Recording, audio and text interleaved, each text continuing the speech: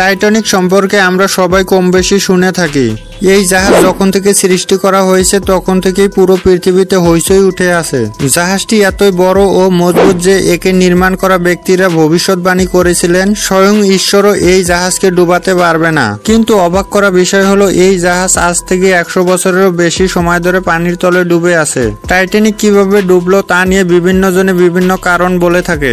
অনেকে বলেন এই জাহাজ ঈশ্বরের অভিশাপে ডুবেছে, আবার কেউ কেউ বলে প্রাকৃতিক গোলমালের জন্য, আর জাহাজটি নির্মাণ করা ব্যক্তিদের কিছু ভুলের কারণে টাইটানিক ডুবেছে। চলুন আজকের ভিডিওতে জানবো টাইটানিক ডুবে যাওয়ার আসল রহস্য।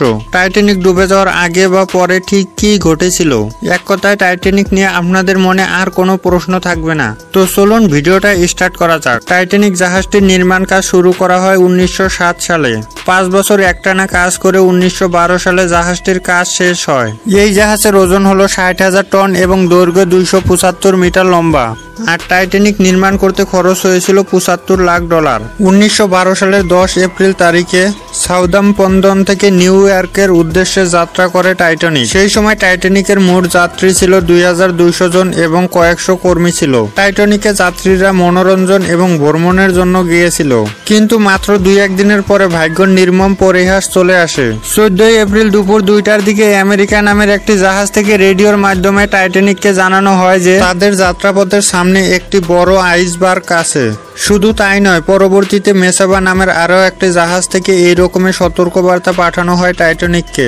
সেই সময় টাইটানিকের রেডিও যোগাযোগের দায়িত্বে থাকা ব্যক্তিরা এই বার্তাকে অপ্রয়োজন বলে মনে করে, কারণ তারা ভাবে যে টাইটানিক এত বড় এবং শক্তিশালী যে এইরকম আইসবার্গ তাদের কিচ্ছু করতে পারবে না। সেই জন্য তারা এই সতর্কবার্তা টাইটানিকের মূল নিয়ন্ত্রণ কেন্দ্রে পাঠাননি। বলা হয় তাদের এই হেয়ালিপনার কারণে টাইটানিক আজ ডুবেছে। টাইটানিক যখন আটলান্টিক মহাসাগরে প্রবেশ করে তখন আটলান্টিক মহাসাগরের তাপমাত্রা 0 ডিগ্রির কাছাকাছি ছিল।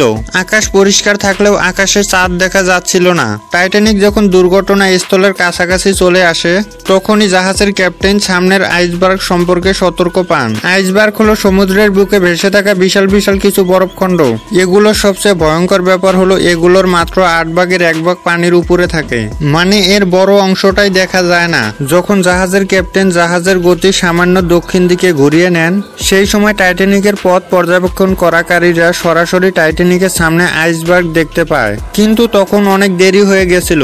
টাইটানিকের ফার্স্ট অফিসার মুরডক আকস্মিকভাবে বামে ঘুরিয়ে নেওয়ার অর্ডার দেন এবং সম্পূর্ণ জাহাজটিকে উল্টো দিকে চালনা করতে বা বন্ধ করে দিতে বলে, কিন্তু টাইটানিককে আর বাঁচানো সম্ভব হয়নি, কারণ এর ডান দিকে আইসবার্গের সাথে প্রচন্ড ঘষা খেয়ে চলতে থাকে। ফলে টাইটানিকের প্রায় 90 মিটার অংশ পর্যন্ত ক্ষতিগ্রস্ত হয়। সাথে সাথে টাইটানিকের ভেতরে পানি ঢুকে যায়। টাইটানিকের এই পানি রোধ করার জন্য 12টি গেট ছিল, কিন্তু ভাগ্যের নির্মম পরিহাসে এমন জায়গায় টাইটানিকের ধাক্কা লাগে যার ফলে সবগুলো গেট পানি রোধ করার জন্য বিফল হয়ে যায়। পানির ভারে আস্তে আস্তে পানিতে তলিয়ে যেতে থাকে টাইটানিক। তখন বাজে রাতের ঠিক 12টা। প্রত্যেক যাত্রী আপন প্রাণ বাঁচানোর জন্য লাইফ বোটে উঠে যায়, কিন্তু লাইফ বোট ছিল মাত্র 16টি।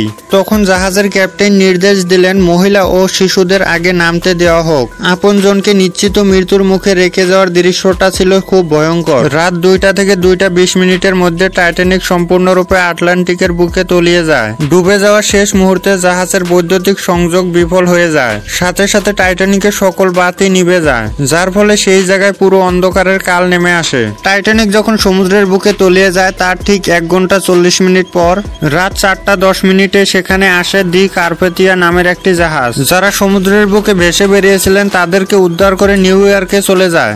এই দুর্ঘটনায় 1513 জন যাত্রীর মৃত্যু হয় আর ভাগ্যবান 887 জন যাত্রী বেঁচে ফিরে।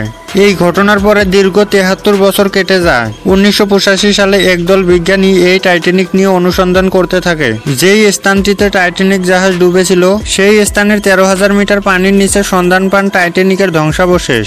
তারপরে টাইটানিকের উদ্ধার নিয়ে বিভিন্ন পরিকল্পনা নেওয়া হয়েছিল, কিন্তু সকল পরিকল্পনা বিফল হয়ে টাইটানিক আজ পানির তলে আছে। এইরকম ভিডিও পেতে চ্যানেলটাকে সাবস্ক্রাইব করে বেল আইকনটা বাজিয়ে রাখুন।